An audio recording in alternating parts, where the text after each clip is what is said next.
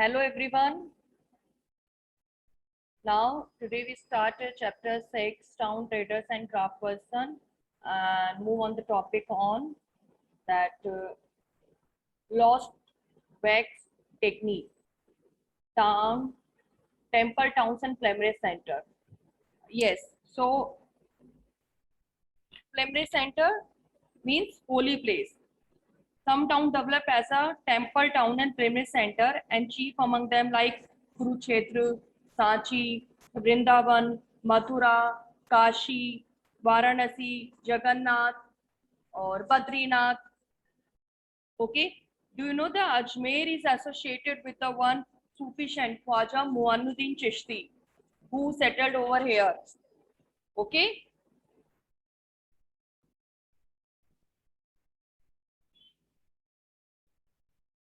Now, the people, the temple town represent a very important pattern of urbanization because the process by which the city developed, urbanization, the process by which cities develop. This is the meaning of urbanization. Temple were often the central of the economic and society activity. So the ruler built temple. Why the ruler were behind to build huge, massive temples? Because to demonstrate their power and their devotion towards their various deities. They also endued the temple with a grant of land and money to carry out elaborate ritual, or they also help or to serve the pilgrimage, praised and celebrate festival in this. Now look at this lost wax technique. Yes, so you know very well the bronze is made out of copper and tin. When copper and tin mix, then the bronze made. And the bell metal container, bell, the made of the copper which contain the large proportion of tin. That is why it create sound. Okay, Chola bronze statue you can see in figure number 5. That statue were made using lost wax techniques. Let's talk about this technique. What is going in this technique? First, the artisan they made the image of made of wax. First, they make the image of wax. Now, this wax image was covered with clay and allowed to dry. Okay. Now, what is the next procedure? That next was heated that clay and made a tiny holes on it. Why? When they heat that clay, through tiny holes, the wax drain out, and through this hole, the molten metal, okay, was poured into the clay mold, and through the holes, what happened? Once the metal cooled, through holes, these metal move inside that statue. When this metal cooled and solidified, then the clay cover which is above on that metal was carefully removed, and then image was cleaned and polished. You can see this is the Krishna, Lord Krishna image. In this, the image depicting that when the Krishna was subduing the serpent, demon Kalia, in his childhood age. Okay. Now the temple authority use the wealth which the donation which is collected in the temple. So they use that wealth, that donation, to finance the trade and banking. Okay. Now gradually the number of priests, worker, artisan, traders settled near the temple area, because those coming those visit in this area, so they had lots of requirement to cater its need.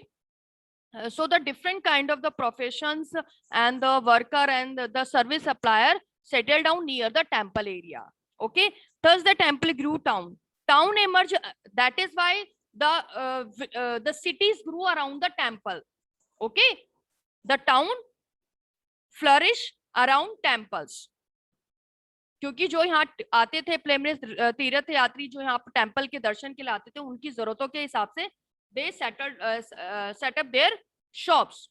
Now the town emerged around the temple. They given the example such those of like Bilaswamy or Vidisha in Madhya Pradesh, Somnath in Gujarat, and other important include the Kanchipuram in Madurai in Tamil Nadu, and the Tirupati in Andhra Pradesh. These are the temple towns, those flourish around the temples. Fine. So you can underline these example of temple towns. Now the primary center like Vrindavan, Mathura, Tirvind, Malai, Ajmer, as I already told you, the Ajmer is the place.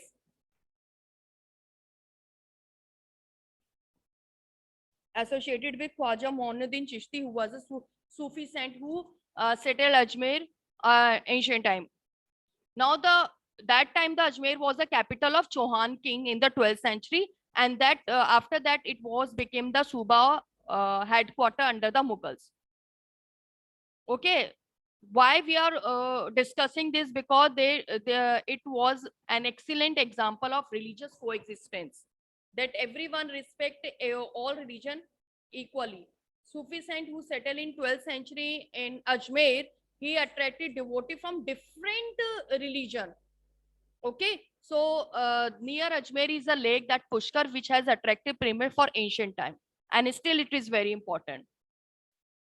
Now the network of small town. Let's talk about the network of small town. From the 8th century onward, subcontinent was dotted with the small towns. These probably emerges a large village. They usually manda pika or mandi markets. What is the mean of that? Which nearby village brought their produce to sale. The villagers, those produce their skill work, they came this in this mandis to sell their product. Okay, they also had a market street where the line of shops are there, that known as hatta or hut. Okay, the hut means the line of shop in the market.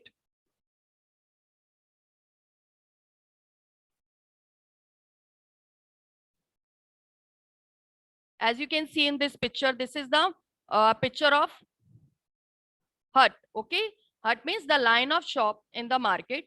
There were the street for different kind of artisans such as potter, oil pressure, sugar maker, toddy maker, smith, stone mason, etc. Like if you visit the Chandni Chowk market, so they are the street for different things. Like the jewelry market street are different. Cloth market is different. For spices different. For paperwork different market. Okay. For curtains a different market. Same way that time they had a market street like hatta or hut, the line with shop. There were the street for different kind of artisans such as potter. They had different street for oil pressure, artisan work, different street. Okay, some trader lived in town and other traveler from town to town. Many came from far and near of these towns to buy local article and sell produce of distant place like horse, salt, camphor, saffron, betel nut, and the spice like pepper. So few were settled here and few came from other town. Now here they could talk about usually the Samanta, the headman of the village, known as Zamidar, built a fortified place in their these town. They impose the tax on trader, like the tax on trader, artisan, or article of trade, which article they sell and purchase, and sometimes donated the right to collect tax to the local temple, which they had been built by themselves and by the rich merchant. The right was recorded inscription that survived to this day. How we come to know that which kind of right they impose on the people? So here is a few kind of right they discuss, like the following in the summary. The 12th, 10th century inscription of Rajasthan, which gave us information about this kind of different type of text. Like there were the text in kind of sugar pe, chini pe tha, gud par tha, dyes pe, thread, cotton. So all these products, those were involved. These articles used for trading. The tax imposed on this for in this that sale and purchase. There were taxes on trader also, and those who sold the metal goods or distillers oil, cattle fodder, and or on loads of grain. The tax is also on these traders. Those are involved the trading of this product, this kind of product. Now, trader big and small. Yes. So there are the many kind of trader. Like these include the Banjara. Banjara, those move from one place to another. Now several traders, especially horse trader, form association. Banjaras because they move place to place in groups. So the horse, especially horse trader, form association. They form one association with the headman who negotiated on their behalf with the warriors who bought horse. तो उसकी जो negotiation होता था कि एक horse कितने में sold किया जाए, वो एसोसिएशन का जो हेडमैन है वो डिसाइड करता था. Now trader had to pass through many kingdom and forests, so they usually traveled in caravan. I told you na. So they usually traveled in groups in security purpose. So when they start traveled in caravan, they form one guild. Guild means one association to protect their interest. कि that person talk to with the जितने भी जो भी उनको hurdles मिलेंगे in their traveling, in their journey. So through guilds, they solved out all the hurdles, all problem. There were such guilds in the South India. You can underline from the 8th century onward. There are the few guilds, the few trading guilds. Famous are Manigaram and Nandadeshi. These guilds traded extensively within the peninsula and the Southeast Asia and China. तो ये दो group थे, ग्रमन और नंददेशी. ये दो एक trading association थी. They trade with peninsula, south west Asia and China से. Now the other community, there were also community like Chettiars and Marwari Oswal. Underline Chettiars and Marwari or Oswal, who went on the became principal trading group of country. After that, they became the principal trading company. Those had right to trade for whole country. Now the Gujarati trader also, including the community of Hindu Banyas and Muslim Boras. So these kind of the trader, these are the name of few trader communities. So the Gujarati trader, Hindu Banyas or Muslim Boras, they trade with which port? They trade with which port? By port of Red Sea. Red की सी के साथ पर port पर trade करते थे. And Persian Gulf, eastern Africa, South East Asia and China, they trade with these countries at port of Red Sea. They sold their textile and cotton or spices to them, and in exchange they bought gold and ivory from Africa and spice, tin in China, blue pottery, spice and tin, and from China blue pottery, and silver from Southeast Asia and China.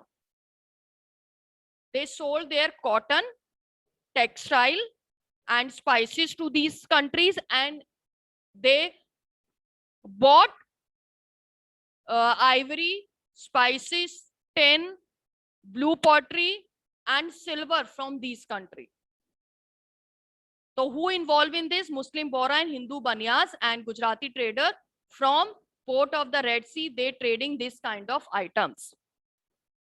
The town on the west coast was the home of Arab, Persian, Chinese, Jewish and Syrian Christian traders. The Indian spice and coal sold, अभी मैंने बताया, Red Sea port से they sold and purchased by Italian trader, eventually reached European market and fetching very high profit.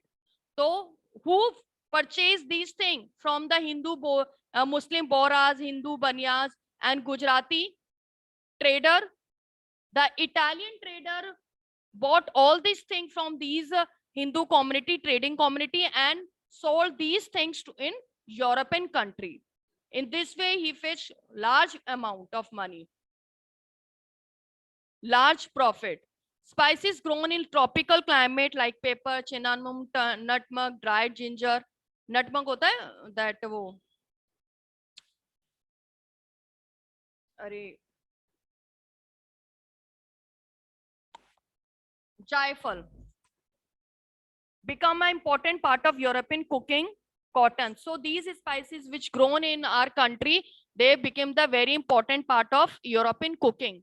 Cloth, cotton cloth also attract many European. They like to wear Indian cotton cloth. This eventually drew European trader to India, and we shortly read about this change phase to trading. So our cotton, our spices attract the European countries to visit India for trade of these kind of items. Okay, I hope it is understood by all.